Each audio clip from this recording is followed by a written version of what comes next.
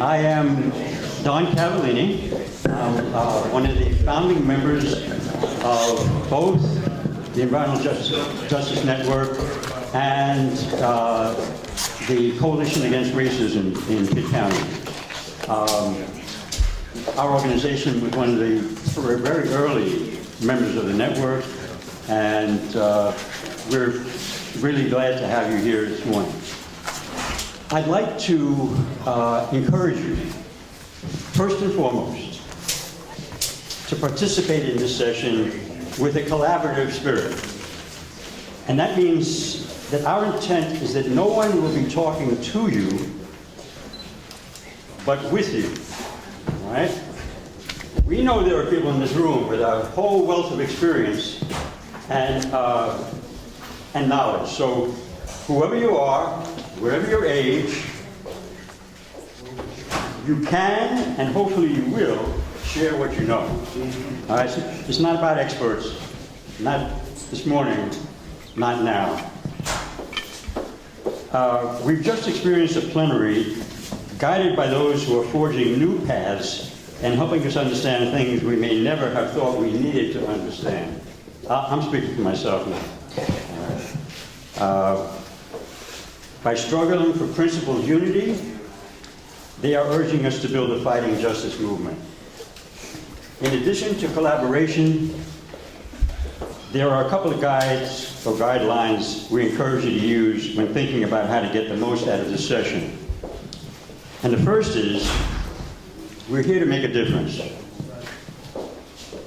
So despite the briefness of the 15 or 20-minute presentations by the panelists, exciting panelists, and then discussion and maybe a little evaluation, all totaling about 1.5 hours, we encourage you to develop with us specific suggestions for how to implement strategies and tactics that use international solidarity to achieve environmental justice. So let's try to be mindful of Saladin Muhammad's plea during both the, I guess it's called the Community Speak Out. For those of you who were here yesterday, Community Speak Out. I guess the people who were supposed to hear what we said, what the community was saying, are called a listening panel, right? Saladin Muhammad said, if I can remember best, I'm paraphrasing him, if we truly believe that the aspects of environmental racism and other injustices are threatening our health and safety and even our very lives, then what are we doing? What are we going to do about it? Are we really acting as if that's true? And he said that again today. And I think it was emphasized in the plenary as well as the listening panel yesterday. So let me, with those guides in mind, let me introduce the panelists. And I guess I'm going to introduce one at a time in the order in which they're going to speak.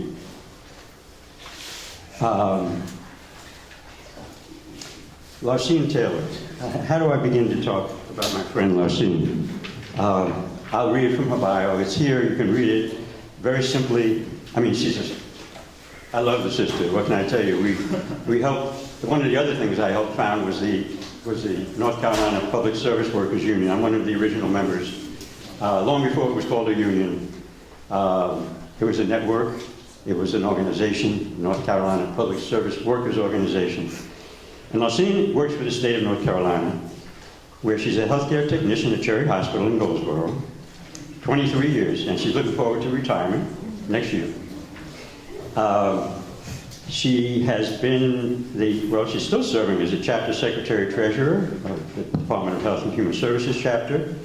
She has served as chair of UE 150, that's the Public Service Workers Division Council, currently serving on the regional and national executive boards of the entire UE National Union, and president of Local 150, and chairs the rank and file committee that coordinated the work of the International Workers' Justice Campaign. And that's the point at which she's probably going to spend most of her time talking today. I give you Larcene Taylor.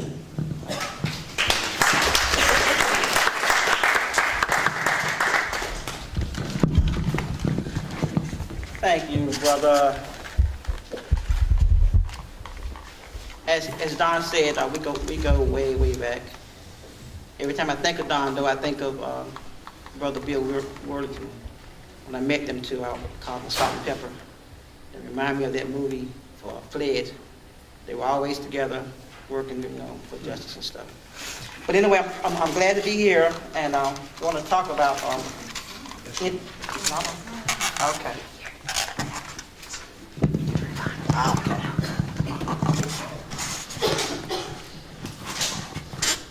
I just think that's great. You just go for it. Okay. When it comes to international solidarity, for me, it goes back to 2003. Well, we came into the Union in 2001, but in 2003, I attended my first international convergence in Mexico. And that's where the idea, I kind of need to be with my board so you can see what I'm talking about.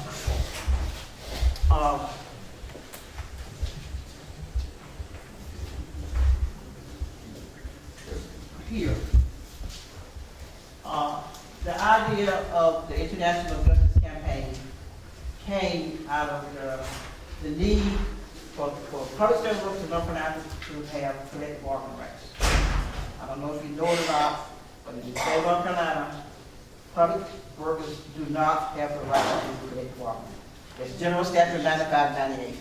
It's a law on the books, which means it's illegal for us to do that.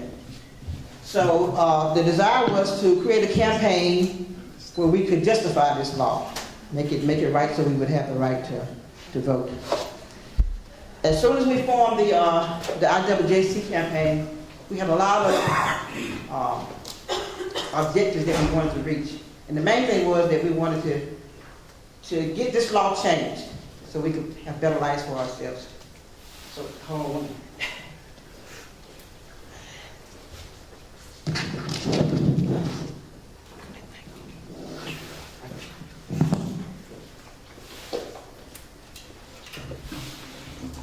The project was to educate workers and the public about the facts and consequences of North Carolina's failure to meet basic workers' rights standards set by the International Labor Organization, ILO.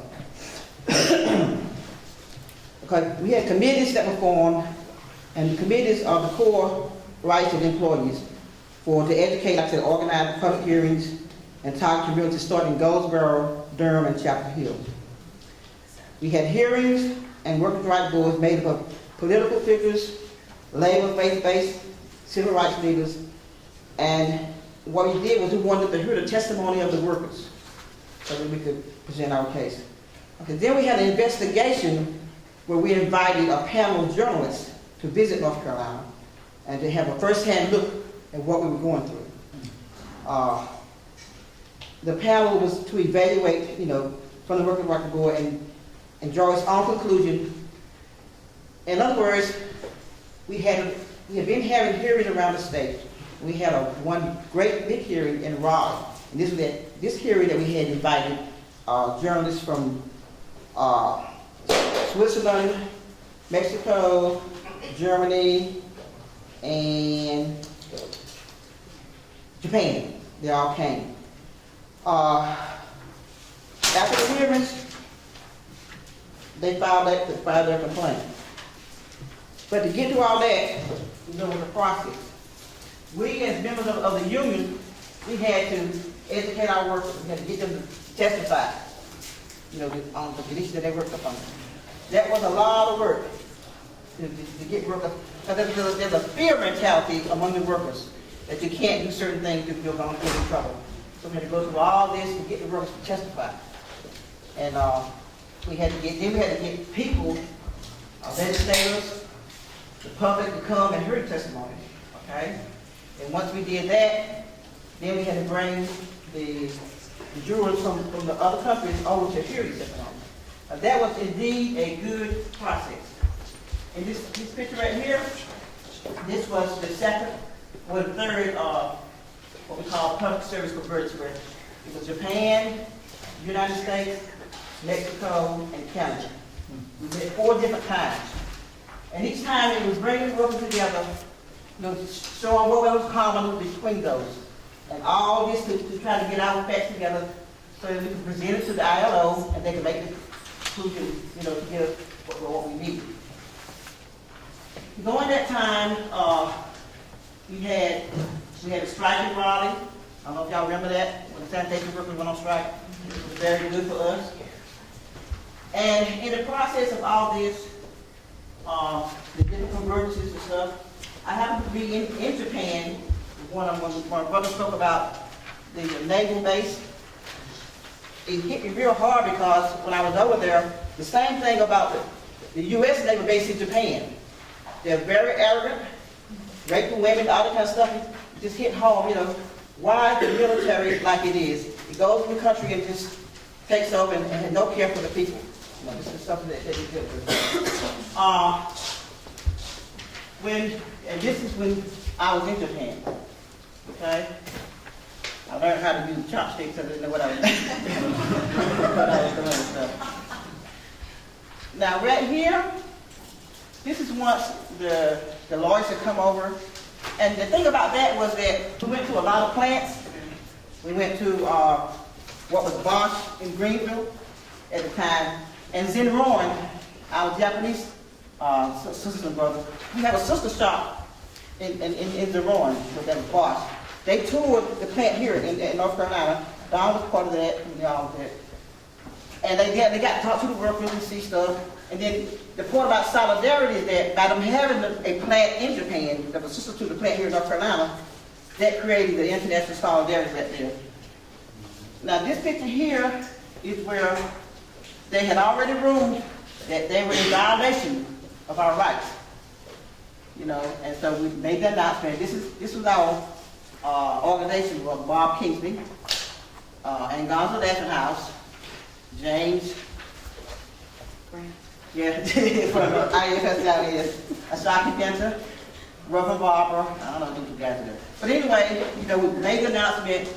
But the sad part about it is that they ruled that North Carolina was guilty and in violation of our human rights for collective bargaining. And they made recommendations on what should be done. This was in 2007, y'all. It's 2015. They still ain't done that. And we've even went to D.C. It was 20. It was 20 what? When we went to D.C. Talked to Hill Smith. Department of Labor. Trying to get her to do something about it too, because they're in violation. Still, nothing has happened. It's a hard fight, but we're gonna keep on the fight. Now, when it comes to when you think about HKOJ, that's a part of it too. When we joined HKOJ 2007, that was the very first one. And our reason for joining that thing was that number 11 on the plank of the 14th point agenda, number 11 was collective bargaining for public service workers. That was why we felt we had to be a part of that. And we've still been a part of that. I, myself, Solidarity, a bunch of us all did a civil disobedience. We got locked up and all that good stuff.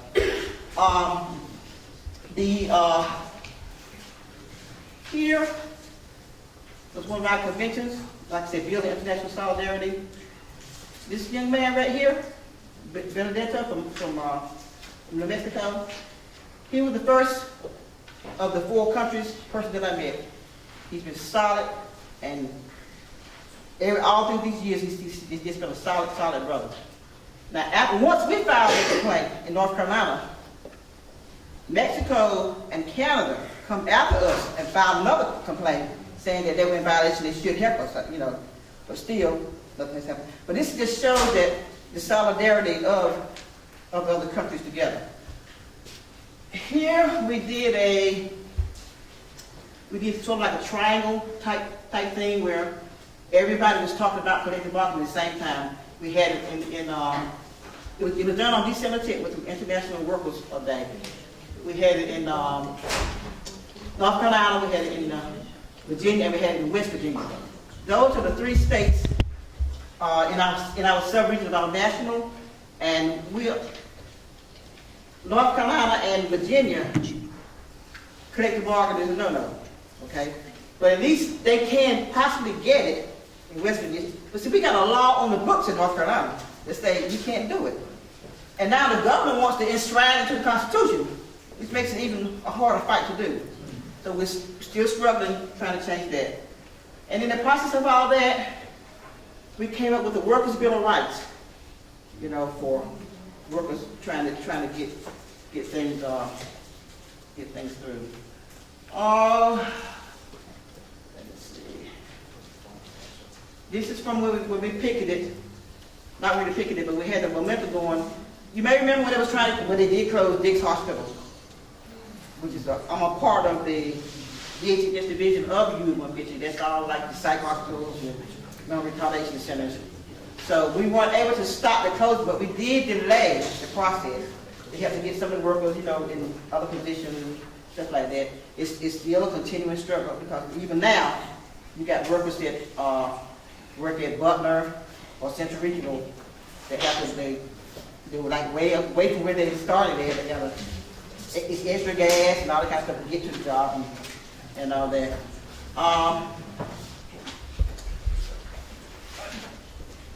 Okay, this is where I say like Mexico and Canada were asking the government, why do you not allow these people to have collective bargaining rights? These are rights that we deserve and we should have. I like to say that Reverend Barber, who's my pastor, has been very instrumental in the work that we've done within U150. When we had the convergence in North Carolina and Raleigh, he opened up the church for us to have for the visitors to come in and stuff, and also Philippi in Greenville, their church was opened up, and then we had Slop that out of Mount Olive, which is where I said, they were very instrumental in it. And all these things, when you come to coalition building, you got to have, everybody's got to have a little party. And it was very good that we did that. And it was also, when I went to Japan, they had already been to North Carolina. So when I got to Japan, the very first thing they asked me was, they asked me how to go forward. And then during the preliminary, one of the guys asked me, why were so many of the groups that we had, why did we have within a church? So I told him that me, as a black woman from the South, you know, all we had, being oppressed, all we had was our church. It was a religion. This is where we've been, you know, coming up, and it's still prominent as today. That's why we had meetings at the church, and it still continues on to today. This one right here is a little bit more centralized, and this just shows that, you see where I got arrested at up there. For a good cause. And this is just some of the action. Now this guy right here, Hussein, he's the first one I met from Japan all those years ago. Still a part of the solidarity within UE, you know, in the United States peace. This was more Monday in Goldsboro, which is where I'm from. And this was the biggest More Monday. I tell y'all, to stand on that stage and look out there, and before you can see the people, very moving, very, it was just, 50,000. yes. So I was so honored to speak and represent labor on that stage. It was really, that's Senator Don Davis. This right here's some More Mondays. This was one of the speakers that we had. These are two of our young activists that were like registered people when they come through the door. This is where we've been trying to get our Secretary of DHS to recognize our Bill of Rights. You know, do just like it. Has not happened, we're still pushing on that. We stay in their faces because, hey, what's right is right. We're also associated with the Southern Workers Assembly. Are y'all familiar with that? Gotta be. Yes. Okay, yeah. That's also a part of it's not international solidarity, but the solidarity are the same. We have to realize that it's just gonna take all of us working together to take care of it. Yeah, you know, you can't separate it. It's like making a cake. Leave out some of it, it ain't gonna be right. So you maybe the egg, maybe the flour, or whatever, you know. We all gotta be this together. There's a common ground that holds us all together. We gotta stick to it and work to it.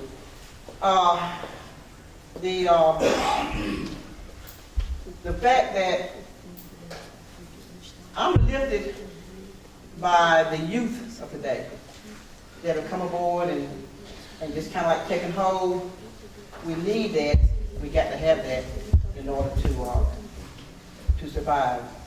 I'm trying to remember what somebody said about you take the wisdom of the elders and the energy of the youth, and we're gonna be all right.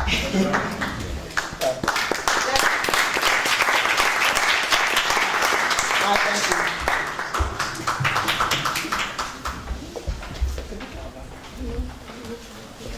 Oh, before I forget, I do want to acknowledge my union because they were very helpful in, you know, it wasn't cheap to bring those 8 journalists from all around the world. So I'm part of the Research and Education Fund in my national union, and they were very fundamental in us getting those people here. And then we had everyday people that all opened up their homes and stuff like that. You know, like I said, all working together for the good of one. Thank you.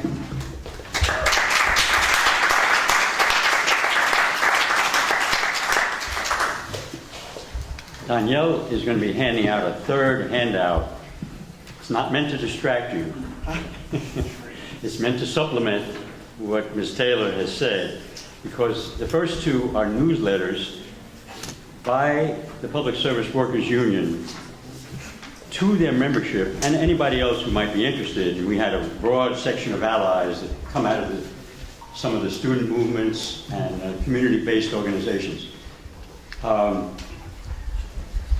The third thing coming around, I think, has more to do with, and by the way, the second one, if you look inside, it talks about Raleigh hearing opened with reports of significant health and safety problems at the Department of Administration.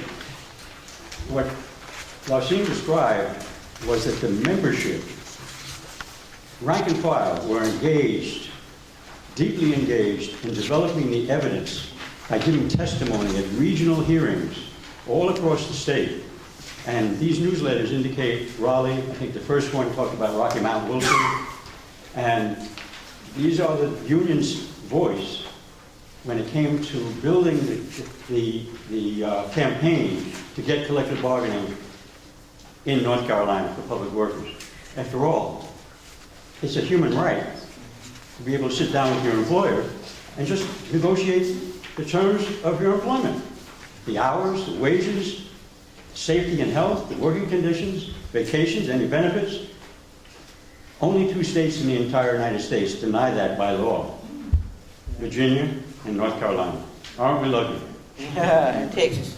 So that's what the issue was, and the United States was declared a labor law outlaw because it refused to make the state of North Carolina abide by those statutes within the International Labor Organization's covenants. Now, it's true that the United States never ratified some of those covenants, but we're talking about human rights now. And that's where the pressure came on an international organization of the United Nations. And when Laucine explained including Mexico and Canada, there was another document that the United States is a party to. Most of us in this room think of this document, an agreement, international trade agreement as devastating to organized workers, and certainly all workers in the United States. That's called NAFTA, right? North American so-called Free Trade Agreement. Well, it was under that agreement that Canada and the central a coalition of labor organizations in Canada joined together with one of the most incredible unions in Mexico. The acronym is FAT, Fuerzas, I wrote it down somewhere here.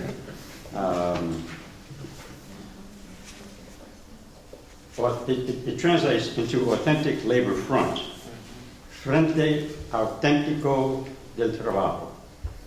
And that was signed on October 17, 2006. And so that's why there was an international campaign to make North Carolina give collective bargaining to public employers. Just for clarification. Right? So any of the documents that come around, we may not have enough, but if at the end of the session, if you want greater clarification on some of the details of the complaint filed with Governor Easley at the time, that came from the jurist, from UE, and then the jurist findings, international panel of jurists. We have copies of that if you want at the end of the session. Okay? Oh, so now let me introduce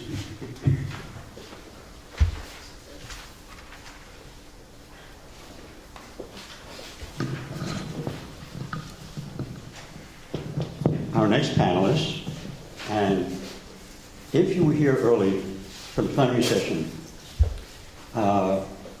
you heard Adam Bledsoe speak about an area in Bahia, Brazil. And our next panelist, who's going to share her experiences and her wisdom with us, is from one of the largest cities, if not the largest city in that region, Salvador. She was born there. She graduated in medicine from the Federal University of Bahia. She has many, many credits that you can read for yourself. But most notably and most recently, she is associate professor at the Faculty of Medical School at the Federal University. And she is a visiting scholar at the Department of Epidemiology and School of Public Health, University of North Carolina. She's worked for 12 years in the health department in Salvador, Bahia, and she will be speaking to a great extent about artisanal fisher people and some of the same issues that Adam was speaking to with regard to indigenous people and people protecting their land and their ability to sustain themselves.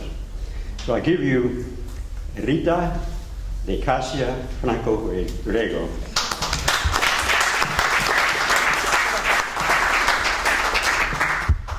Thank you, everybody. Sorry because I don't speak English well. I'm not native language. I speak in Portuguese, but I will speak in English if you have patience. I'm so glad to be here and to talking some experience about our experience in Brazil in artisanal fishermen. And I'm a public health research, and I'm a doctor also. And the artisanal fishermen asked us for help 7 years ago, and we begin to research with them, not for them. It's so I speak slowly, sorry,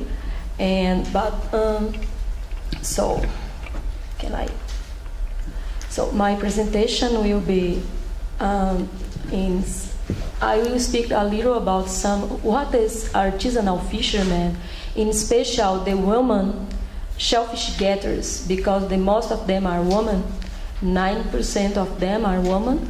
Some problems face these communities, like occupational problems and environmental problems, because they have a lot of problems.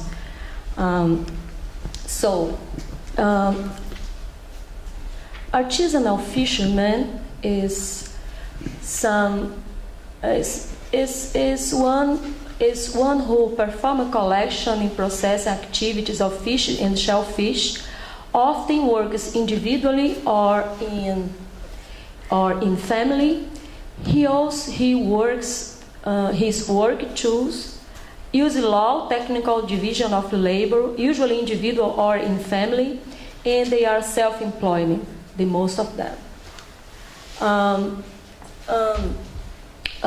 The performance collection and process activity of fish and shellfish often works individually. Usually they provide fish for direct consumption with their household or communities or small commerce, rooted in local communities, traditions, and values. The products when sold are generally fresh, not processed, low level of technology and capital investment. They are called for food for small scale fisher in general. So you can see in this picture some pictures of the activity that they do. So in this picture you can see this figure appears the growth of fish production in the world. Most fish consumed comes from the capture of production, and it also evident the growth of aquaculture and the blue more blue in the up of this picture. The world per capita consumption of fish has increased, and the fish is considered important for food security of thousands of families in the world, in special for poor communities in some countries like Africa, like South America, and Asia also. About 60 million fishers and farmer fishers are the population of fishery in the world. Represents 4.5% of the 1.3 billion of people economically active in the abroad agriculture sector in the world. The most of them are in Asia, Africa, and Latin America and Caribbean.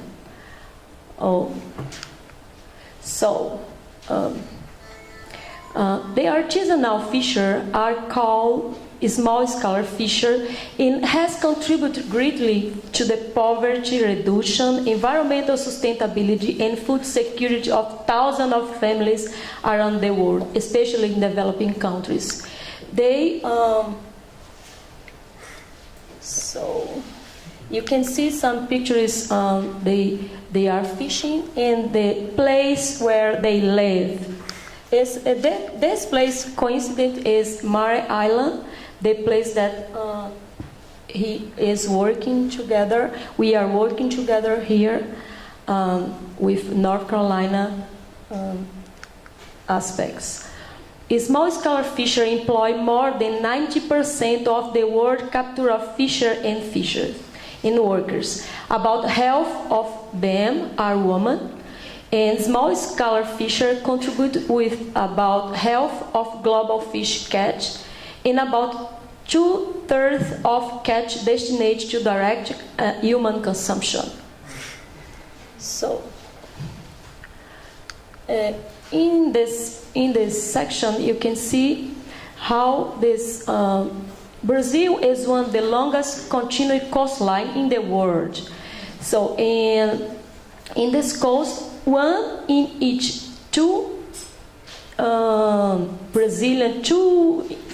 200 Brazilian are artisanal fishermen. So, in 45% of the annual production of fish come from artisanal fishermen. And about 15% of the artisanal fishermen are in northeastern Brazil. You can see also this picture.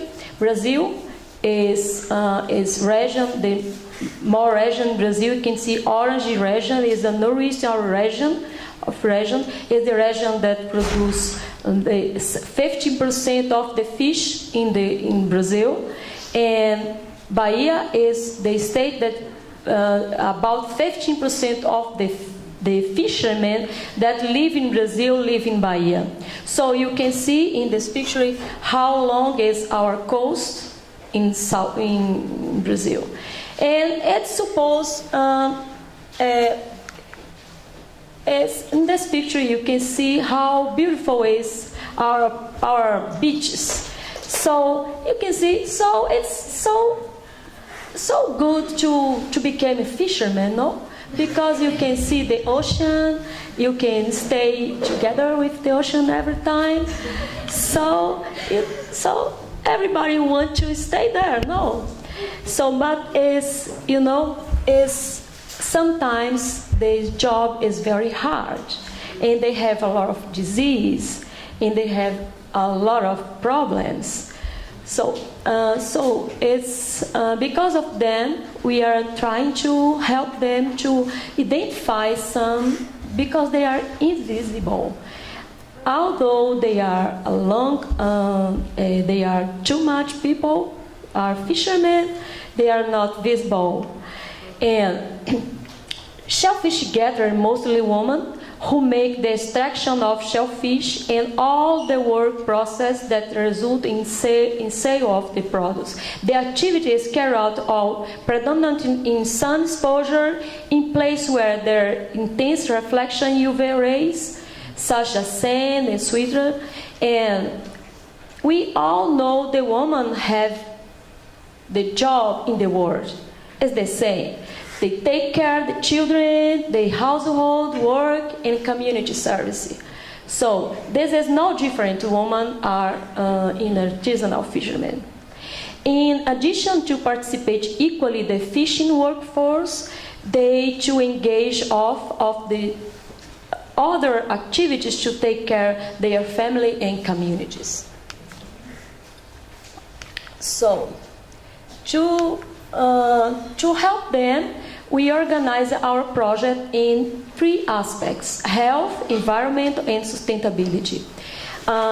I will focus in my presentation here in 2 aspects: musculoskeletal disorders, because it's the disease that they have more they have more complaints, and about air pollution.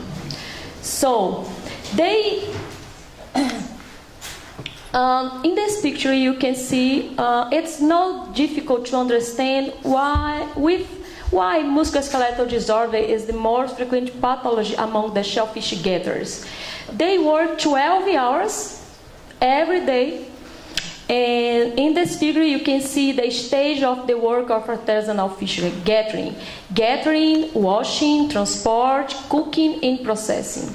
In these steps are adopted postures that lead to musculoskeletal disorders.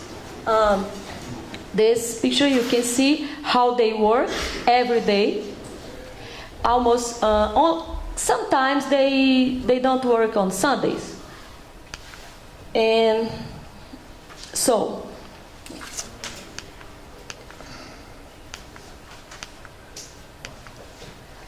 this is one region that we used to work, and Salbara is one municipality. We work in Todos os Santos Bay, is this region that we work now. But our studies is they ask us for some. We work especially in one city, because they ask us to make some epidemiological research. After we did qualitative research, we did one epidemiological research to try to identify what is the frequency of musculoskeletal disorder in this population, because musculoskeletal disorder is the most frequent. So we identified that now we have some results of the epidemiological studies. They are predominantly one family activity. Shellfish gathering is a predominant female activity. The sample predominantly consists in shellfish getter with little schooling, and who self-report as black and brown for ethnic. Working every day, they earn an average of $65 a month by selling the shellfish. So,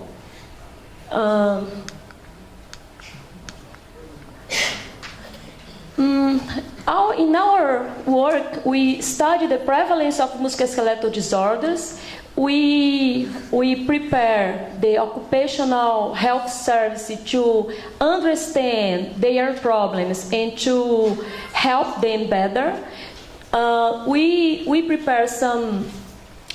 propose some aspects to promotion, prevention, and healthcare and rehabilitation for artisanal fishermen. So, in this picture, you can see some results is a high prevalence of musculoskeletal disorders. It was very important to them because the occupational service, they didn't know about this, and is the first research in Brazil, and is the first in the world. We don't have almost nothing. Only one study, only few studies in the world in artisanal fishermen and in shellfish getters. Okay. So another aspect that we do is training of primary healthcare workers in 4 municipalities.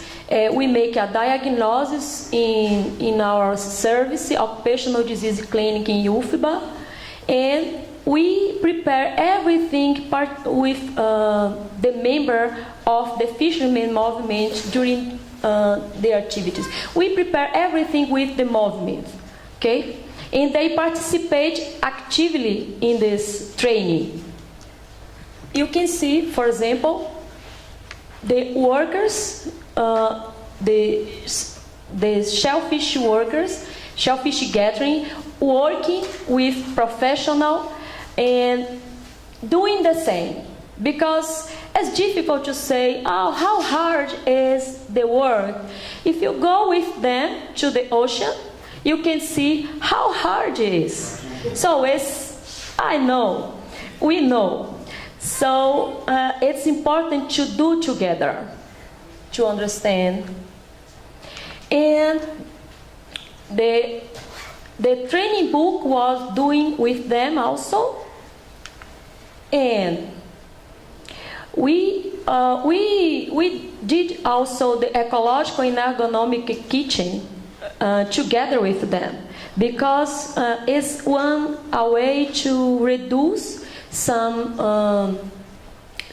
exposure for wood smoke, for some ergonomic aspects of the affect their health, and to improve the quality of the products. So we working with nutritional school in Salvador to do this. Another aspect that I'd like to tell is about environmental aspects, especially in air pollution.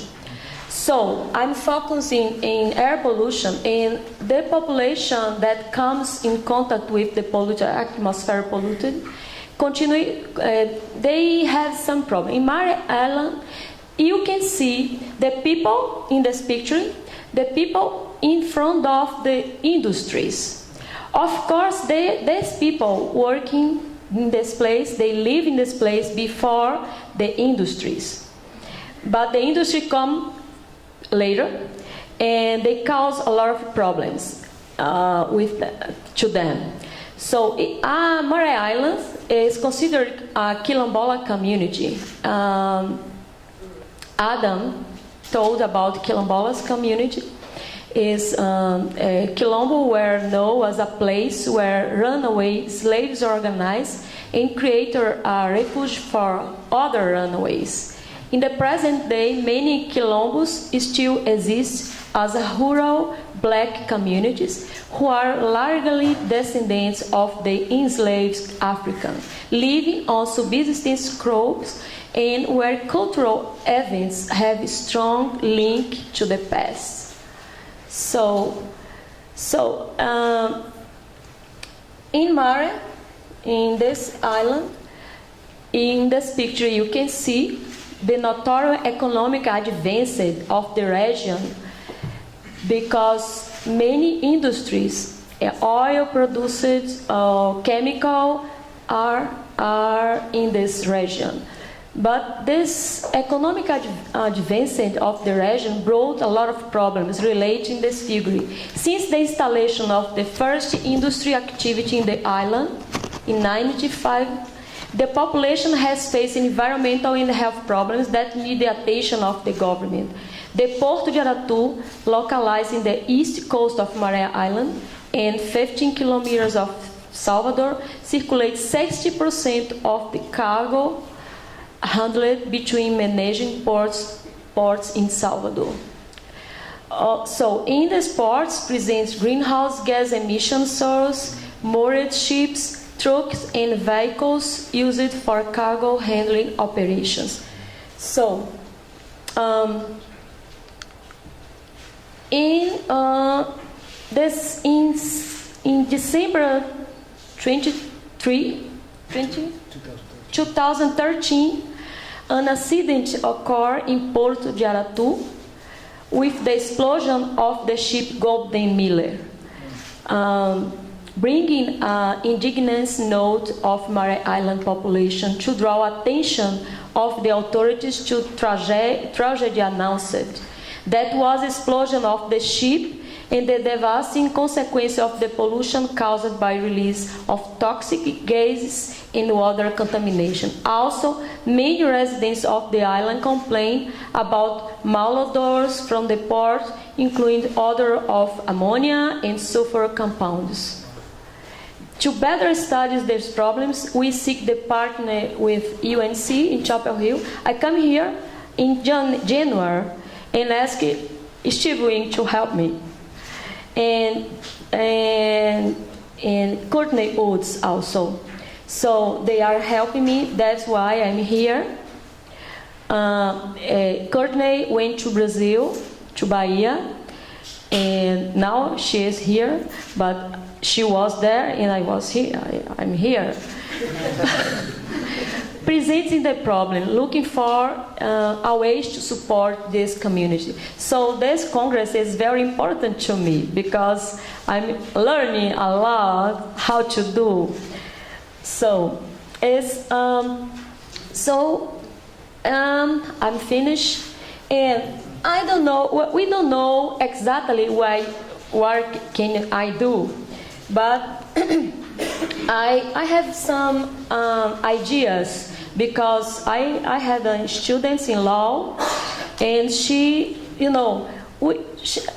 it's this kind of people, they are not enough protected because, for example, the labor law regulates the labor relations and especially the protection of disadvantaged workers. For other side, the environmental law regulates the protection and preservation of the environmental and life on the planet Earth.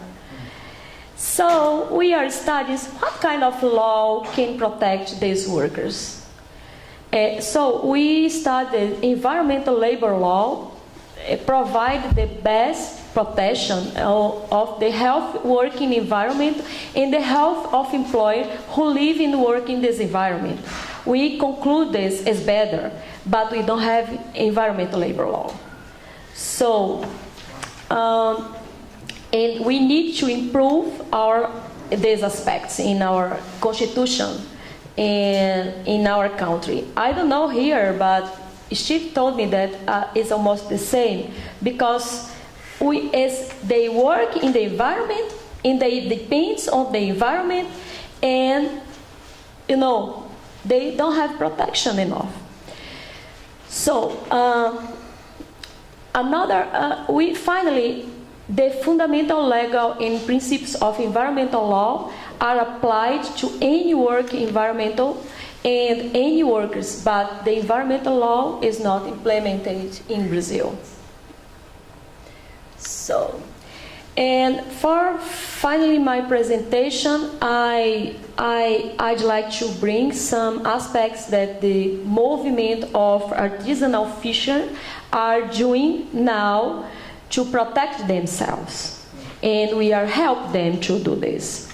The national campaign for regularization by the fishing territory was launched in Brasilia in 2012, and seeking the signature of 1% of the Brazilian electorate.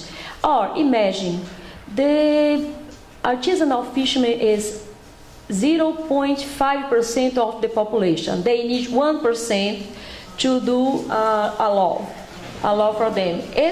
It is a law of popular initiative that proposed the regulated fishing in the territory of traditional communities. Uphold the right of artisanal fishermen and fisherwomen. It is to ensure healthy fish in the table of the Brazilian people. The fish that is endangered due to the water privatization process and fishing territories, without the guarantee of the access to the land, culture, and basic elements in the economy of this population, they will continue to suffer oppression, marginalization, exclusion, and expulsion, promoted by predatory companies, tourism, and real estate speculation, agribusiness, and mega government projects destroying these communities. That's why I'm here. That's why I'm asking for help. That's why I'm in a Congress of Environmental Justice.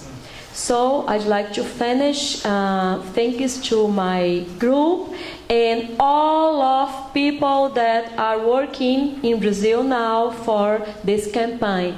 Zezé, Nega, Mirinha, Djalma, Seu Joca, Eliette, Elionice, and more women that are fighting for their survival. Thank you.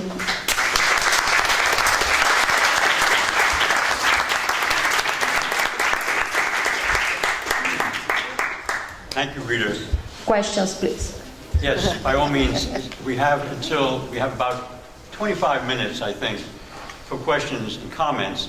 And I'll probably forget at the end, so let me encourage you to, when you find some time, to look at the poster boards that Ms. Taylor has put up, Larcine, and another researcher and organizer, Julia, sitting here, and she has a poster display outside, and I encourage, and it relates directly to the artisanal fisher people and a particular area where they managed to get the rights to fish there after very strong struggle. So I encourage you to check out that poster board as well as Larcine's, because I know you're going to have to come up a little closer. And now, by all means, questions and or comments. Yeah, so my question is for you, Doctor. So I know that you focused a lot on the female fishermen, right? So my question is, where's the male fisherman at, number one?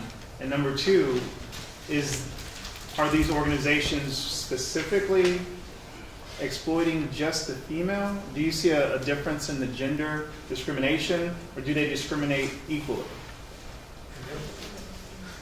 Ele perguntou como a doutora fala muito das mulheres pescadoras. Cadê os homens? Os homens fazem o quê? E também se as organizações, are you talking about like the port and stuff like that were Right. polluted, So or? yeah, I'm just curious because Ele quer saber se só as mulheres que são exploradas ou também os homens são explorados também. The men are explored also, but the women are more explored than the men. And the movement is shellfish getters. We begin with shellfish getters because we had some studies with fishermen, fishermen, but the women are more relegate. It's like they are not. I think all community of fishermen are invisible, you know. They are invisible. So we begin with the woman because the movement of the woman are more strong, and not because of this necessarily, but because they are more organized than the fishermen, the men, and they ask for help. So, but I think there is a problem also for men. It's like I don't like a lot the idea of working man and woman because they have to working together, but sometimes they can't in some aspects. It's like in the most of the woman, like the most of men like is the woman have to stay at home or taking care of children and so it's some inequity between men and women in this population also. So but I think they both needs help. I think it's important for both. And shellfish collectors stay with many problems, and we begin with them because of this. So.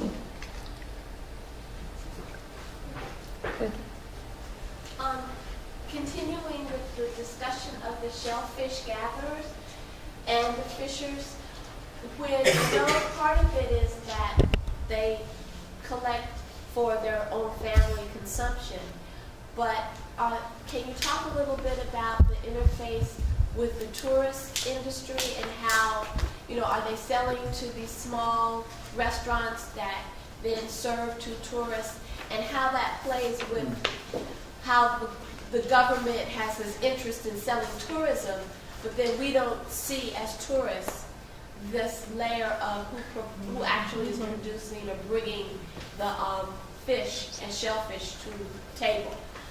Eu falo que é óbvio que eles consumem os mariscos, né? Mas ele quer saber se o setor turístico, se eles também recebem a mariscagem, o peixe dos pescadores. Ele está interessado porque ele diz que como turistas, vamos dizer os americanos como turistas, chegam lá no Brasil e não entendem muito bem de onde vem o peixe, o caranguejo, coisas assim. I think it's important to develop the tourism. We eat shellfish. We eat. It's very expensive for us, but it's expensive for us. But they didn't receive a lot of money with the shellfish, So our project try to help them to organize themselves to improve the product and to sell the products for best price directly, and also to when you improve the products, you can sell the products directly for consumption, for schools, for example. Now we are trying to sell these products for schools, and one thing that is the kitchen, ergonomic and ecological kitchen, is to help them because they work in families. You prepare a kitchen in the family with family, and they can cook better the product, and they can sell for best price. And they can sell directly because there is the government program to sell the products directly for the government, for schools, in special for the schools, for agriculture, familiar agriculture we call. Family agriculture is to improve the family agriculture and to sell the products for best price, and the government can buy.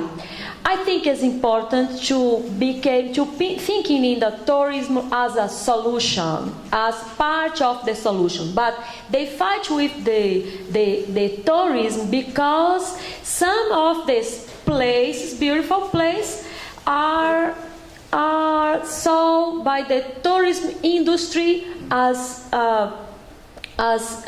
because they live in good places, so they can. Is a territory place, you know, is the fight between territory place, if you understand. So it's like they live for a long time in this place, and now the tourists say, no, go ahead because I don't need you, but they are lost in their earth, they are lost in their space, they are lost in their survives, you know, that's the problem. So it's because, of course, we can do this something with the tourism, but not com expulsão. With Expulsion of the people in this place, you know. So. And then Rosa. My name is Alina Everett. I work with predominantly young people and students in North Carolina. I work with Lone and Dee on the community opening panel, and Peter, my partner, is on the board of the EJ Summit. And I've been coming to these summits for a long time. I remember I was the videographer with Manzoor at the Raleigh hearing. And I think that I just have been thinking about the power of exchanges in terms of laying the foundation for building shared strategies for solidarity.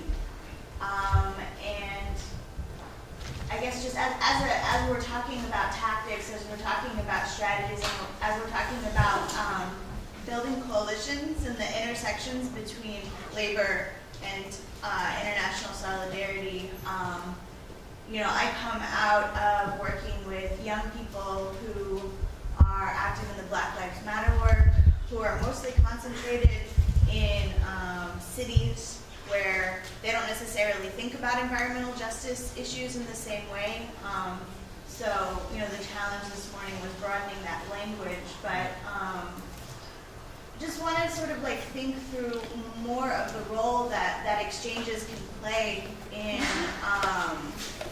sharing information and struggles and finding commonalities in terms of how we support each other, how we see each other as essential to winning and coming together. Mm-hmm. So I think it's very important, this question, because we are trying to do the same. So me and Courtney are trying to make some institutional relation to bring students to there and to bring students Brazil to here and to receive students from UNC or in North Carolina. I think it's important. For example, her website has many information. The website of CPP, the movement of pescadoras artesanais, shellfish getters, they have information in Portuguese, for example. We have to translate to English, and everybody has to know, for example, how important is their movement. So they have many others denúncias. Denuncias is like denouncing somebody, like publicly denouncing. Demands. They have a lot of demands, and they have a lot of journals or bad situations that they in our country, and it's very important to become visible with this situation. when we receive people, when we receive students, it's better to understand how similar are their problems, our problems. And although we have more artisanal fishermen, and we don't have a lot of artisanal fishermen, but we have the similar problems. So it's important this exchange. I don't know if I respond to your answer, but I think we have many aspects that we can do closet, and we can do together, and we can improve together, and we can help us, you know. It's like in terms of law, for example, our law is 1% of the population, Brazilian population, unfortunately, because if I stay here with this, everybody can sign. But we can do some document to say we support the artisanal fishermen movement in their reivindications, in their. I think it's very important. I'd like to speak to what you said, Elena. I think it's very important, as it has proved with the union, the convergence of the four states, the four nations coming together. You have the chance to share your experiences and ideas and what does work and does not work, to come together to draw from that. It just creates a solidarity within the struggle that you're going through.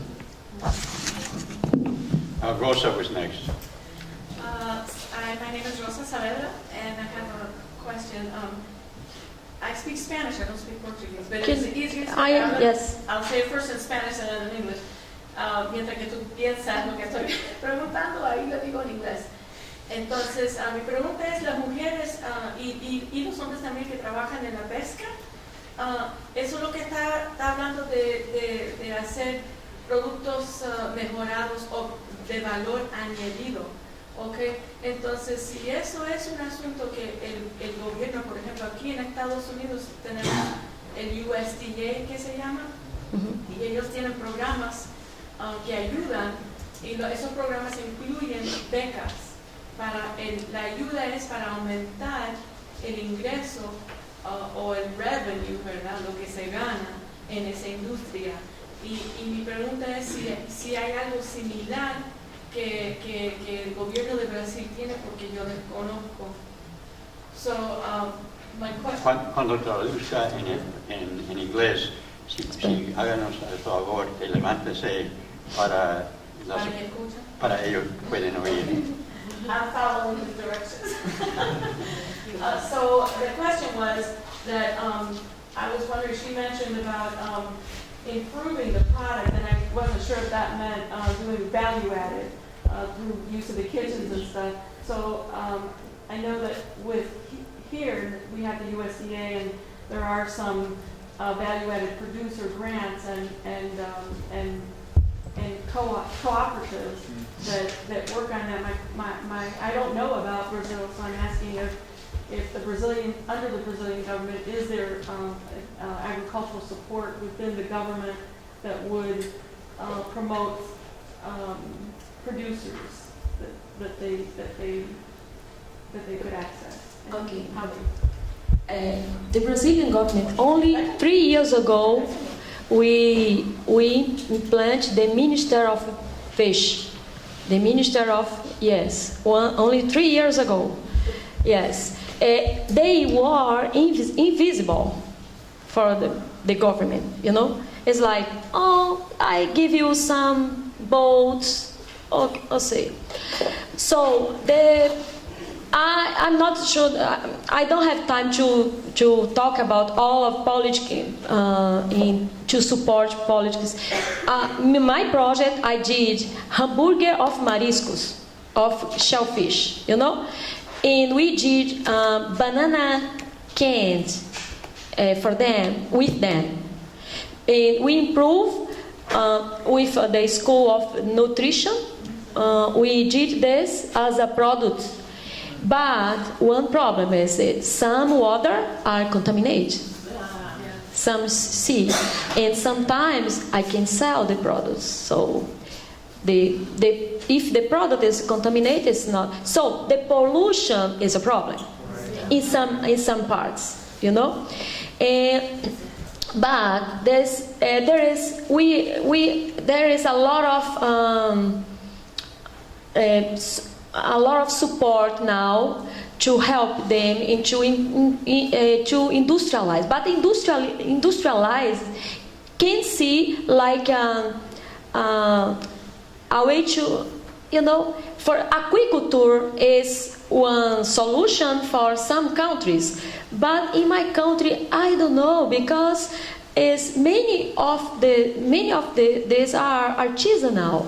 So we can help them to organize themselves, but it's sometimes very difficult to organize as an association. You know, the association of fishermen is very difficult sometimes, and there is studies about this. And because a way of the work in them are familiar, is a difference in industry. Sometimes in industry or fish industry is another kind of organization, you know. So this is one solution, but I think now the first solution is to become better their products. For example, conservation of fish, and to can sell the fish fresh fish, but frozen products. This is part of our education. So, but now they are more interested in against the pollution. You know, the pollution of the water. They maintain their territory.